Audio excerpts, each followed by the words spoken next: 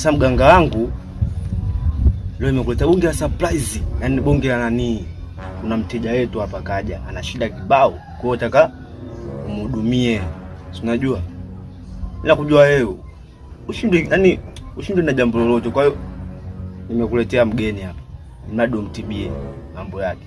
Sasa kijana, sana leta watu wako ajabu hapa. Bwana tukiongea ukielewi, tutagombana kijana. Mimi najua wewe ushinde na jambo lolote. Kwa hiyo ngoma ile hapa nimekuletea. Ina bei kibao kwa mhudumie mambo yake anayojua yeye. Asimbe usonge shida zake. Tamsaidia. Sido.